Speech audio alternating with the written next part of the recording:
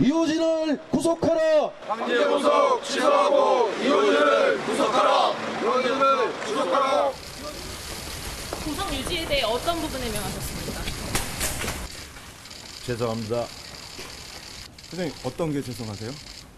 이번이 포함해가지고 사회에 무리를 끼친 게 죄송합니다.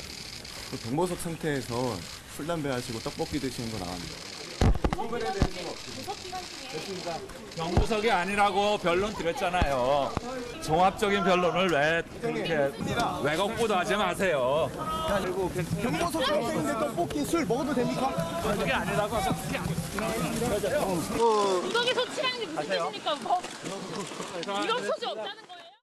기자들하고 일부 좀 몸싸움이 있었던 것 같은데 어제 저 재판이니까 보석 결정을 한 거를 취소할 거냐 말 거냐 그거를 보겠다는 거죠? 네, 이제 사실은 이게 파기환송돼가지고 네. 고등법원에서 이제 다시 한번 이제 항소심 재판을 하는 과정이었는데 이번에 이제 본인의 어떤 조세 포탈이라든가 횡령 혐의보다 더 주목을 받았던 네. 게 이 보석이 취소될 것인가라는 부분에 대한 것이 주목을 받았습니다. 이 방금 이제 나가는 이제 영상을 보게 되면 이 변호인이 병보석이 아니라고요. 왜 그것을 왜곡 보도하세요? 이런 취지의 이제 이 변호사의 이야기를 지금 저희가 들을 수가 네. 있었는데요. 지금 이 말이 무슨 말이냐면 이 형사소송법을 보게 되면 이 보석에 대해서 병보석이라는 그 자체가 없습니다. 그러니까 이 변호인이 주장하는 것은 보석, 필요적 보석, 그러니까 보석을 해줘야 되는 예외 사유가 아닌 그런 사유에 해당이 되면은 보석을 허가 결정을 해주는 것이고 네. 병으로 인해 가지고 반드시 우리가 병보석을 받았던 것이 아니다. 과거 이제 2012년도에 법원 판단은 질병 때문이 아니라 형사소송법에서 규정을 하고 있는 불구속 상태에서 받아야 되는 어떤 그런 어떤 원칙적인 것 때문에 판단을 한 것이다라고 네. 이런 취지의 지금 이야기를 지금 하고 있는 것으로 보이는데요.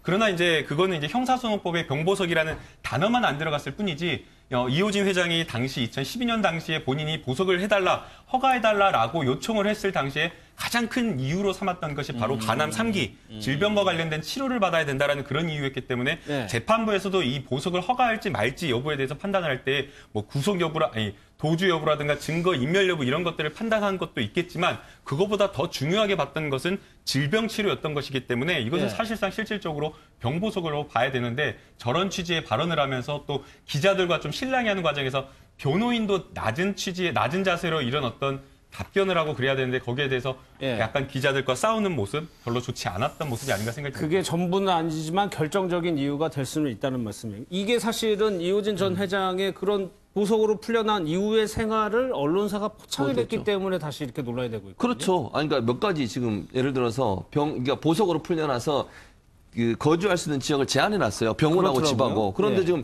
거기서 상당히 떨어진 8km 정도 떨어진 곳에서 지금 본인이 술을 마시고 뭐 떡볶이를 먹고 돌아다니면서 이런 일들이 또 담배 피는 모습 이런 모습들이 다 포착이 됐잖아요. 언론사 카메라에.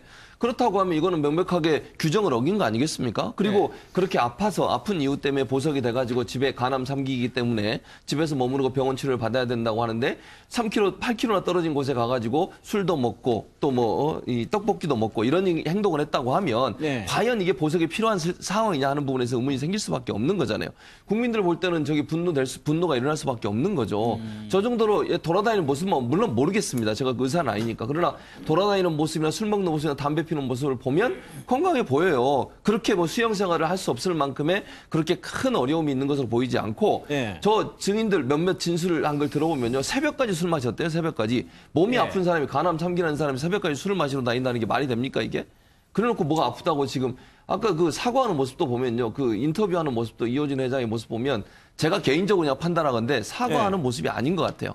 뭘 자기가 잘못했냐는 식의 그런 태도를 보이는데 저런 모습 때문에 사실은 국민들이 더 분노하고 돈 있는 사람은 저렇게 나와서 그냥 아무렇게나 돌아다녀도 되는구나 예. 하는 생각이 들어서 좀 더 사회적 여론이 악화된 게 아닌가 이런 생각이 듭니다. 그러니까 문제가 저런 것들이 특혜로 비춰질 수 있다라는 거 때문에. 그렇죠. 특혜로 비춰주죠. 일단은 뭐 재판 기간도 7년 이상이나 끌고 있으면서 불구속 상태에서 더군다나 보석 상태에서 정서적으로도 굉장히 안 맞는 게 뭐냐면 8시 반에 들어가서 아까 말씀하신 새벽 4시까지 또 일주일에 두세 번 방이동까지 가서 마시는 경우도 종종 있었고 네. 근데 떡볶이 같은 거에 대한 반응을 변호사 측에서 잘못했어요. 뭐라고 했냐면 재벌이 떡볶이 정도밖에 안 먹냐며 불쌍하게 보는 사람도 있는 거로 안다. 이건 떡볶이를 무시해도 엄청 무시한 거죠. 궁중 떡볶이를 먹는 건지 뭐를 먹는 건지 몰라도 아니 서민들도 좋아하고 다 좋아하는 음식인데 재벌이 떡볶이 먹을 수도 있죠. 그러나 그 음식이 그게 먹고 싶어서 먹은 거고 아 이렇게 앞으로는 하지 않겠다. 근신하겠다. 이런 식의 반응을 해야지. 아, 뭐, 우리가 PT한 거 제대로 읽어보셨냐? 우리 병보석 한 거 아니다. 그러면서 떡볶이밖에 못 먹느냐? 우리 그렇게 동정하는 사람들. 누가 동정합니까? 동정을. 반감을 갖죠. 이게 그 왜 병보석이 특혜라고 얘기를 하냐면요. 실제 이제 구치소에서 진료를 받기가 굉장히 어렵습니다. 뭐 예컨대 뭐 이빨 치료라든가 이런 것들 아니면은 뭐 복부질환 뭐 이런 내장 질환이 있어가지고 내과 진료를 받아야 된다라고 이야기를 하더라도 사실상 뭐 구치소에서 약을 가볍게 주는 정도 아니면 외래 진료를 받아야 된다고 하더라도 그 외래 진료 순서를 받기까지 상당한 시간이 걸리는 겁니다. 물론 이제 이분들이 무죄 취지 원칙이기 때문에 병원 진료나 이런 것들이 이제 제대로 돼야 되지만 다른 사람들은 이렇게 열악한 상황에서 진료받기조차 힘든데 지금 이 회장 이호진 회장 같은 경우에는 사실상 검찰 단계에서도 한 1년간 집행정지 해가지고 구속 상태로 안 놔두게 되고 그다음에 1년 뒤에 이제 법원에서도 또 보석을 허가해준 그런 문제가 있었다라고 보고 있고요. 또 지금 전국 교도소의 암 진료 환자가 288명이 수용되어 있습니다. 물론 이제 이분들이 같은 어떤 상황인 것은 아니지만 간암 환자만 보더라도 63명이라고 하고 있고요. 그러네요. 그중에 지금 뭐 이호진 회장과 같은 간암 3기에 있는 환자, 위독하다라고 평가받는 환자도 무려 16명이다 있다라고 합니다. 그렇다고 한다면 다른 사람들과 비춰봤을 때 형평성의 문제도 있기 때문에 지금 이게 과연 병보석이 합당한 건지 타당한 것인지 국민들로서는 이건 특혜라고 볼 수밖에 없다고 봅니다. 그럼 이호진 회장 측의 입장을 한번 좀 보면은 건강 상태가 하나의 요소라고 이제 얘기를 하고 있어요. 그러면서 공판 진행 경과, 증거 인멸 및 도주 가능성 등을 모두 종합적으로 따져서 봐야 된다라고 주장하고 있거든요. 근데 아마 제가 알기로는 이게 그 이호진 회장이 그 당시에 이제 간을 이식해야 될 정도로 간암이 말기다 이렇게 해서 그리고 또 외국에 가서 수술을 뭐 기증을 받아서 수술을 해야 된다 그러면서 그런 사유가 아마 보석을 할 때도 중요한 사유 중에 하나였을 거예요. 그리고 또 이호진 회장 측에서 또 얘기하는 것처럼 사실은 법원이나 검찰에서 또 부담을 갖고 이분이 상당히 또 풀려나와 있었던 이유 중에 하나가 모자가 같이 처음에 구속이 됐었어요. 근데 어머니가 그때 80세 뭐 언저리셨을 텐데 그래서 거의 87세에 사망하는데 84세에 구속돼서 그 상당 기간 감옥에 있었어요. 근데 그 어머니가 왕상무라 그래서 사실 어머니가 뭐 6.25 전쟁 때도 뭐 그 피난 가서 다 뭐 뒷받침하고 이래서 내조를 하고 해서 어머니가 실력자였다고 얘기를 해요.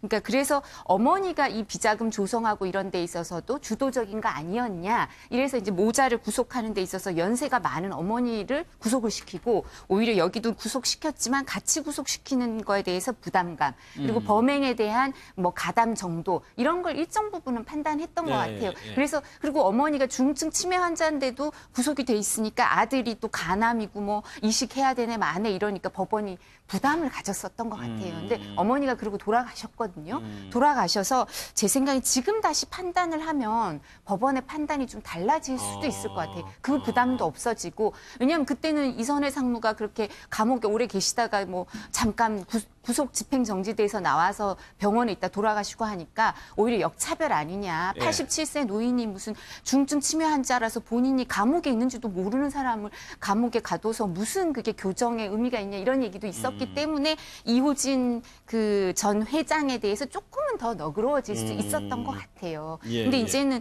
법원이 그런 부담이 없지 않을까 싶습니다. 그런데 이 논란에 대해서 배우를 제기를 했어요. 변호인이 그렇죠. 변호인이 그렇게 배우를 지명을 했죠. 그러니까 배우를 지명하고 나니까 이제 배우로 지명된 분이 본인의 입장을 밝혔어요. 최입의 바른미래당 의원인데 이 최 의원 같은 경우에는 시민사회단체 활동을 하다가 국회의원이 됐거든요. 그러니까 아마 시민사회단체 활동을 하면서 이제 이 그룹과 관련 이호진 전 회장 관련된 비리 문제를 여러 가지를 제기한 것 같아요. 그러다 보니까 최입의 의원 측에서 뭐라고 얘기냐면 이호진 전 회장과의 악연은 있지만 배우 세력은 아니다. 악연은 있다.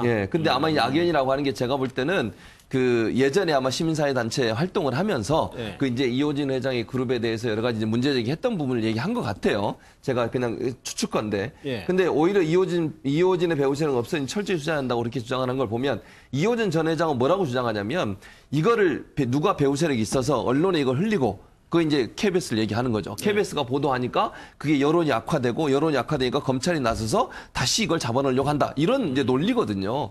근데 저는 그런 주장이 저는 타당하지 않다고 봐요. 네. 뭐 그렇다 하더라도 뭐 예를 들어서 예컨대 그렇다 하더라도 지금 그럼 이호진 회장이 보여준 행동이 국민의 정서나 아니면 국민들이 생각할 때 타당한 행동입니까? 지금 저런 행동을 하고 나서 저걸 덮기 위해서 이게 무슨 배우가 있다는 등 무슨 음모가 있다는 등 이런 식으로 몰고 가는 것 자체가 저는요 국민들에게 더 화를 나게 만드는 요소라고 생각을 합니다. 예. 그러니까 그리고 또 최이배 의원이 그러면 언론사에 제보해가지고 언론사가 취재하게 해서 그걸 또 여론을 움직이고 여론 움직여서 검찰을 움직였다 이렇게 얘기하는 것도 저는 연관관계가 증명되지 않아요. 그런 차원에서 본다고 하면 물론 언론이 주목해서 보도하니까 검찰이 일정 부분 또 움직인 부분이 있겠죠. 왜냐하면 예. 그렇지 않아서 몰랐을 거 아니겠습니까? 국민들이 저걸 알게 된 이유가 언론이 보도해서 알게 됐으니까 그렇게 추측은 가능하지만 연결성이 없기 때문에 변호인들이 주장하는 이런 내용은 타당성이 없다고 저는 보고요. 그렇다 하더라도 이런 태도로 나오는 것이 어찌 보면 이호진 회장 측은 더 불리하게 작용할 가능성이 있다고 보여집니다. 이것에 대해서 법원의 결정은 뭐 오래 안 걸립니다. 뭐 한 달 안쪽이면은 결정이 될 것 같습니다.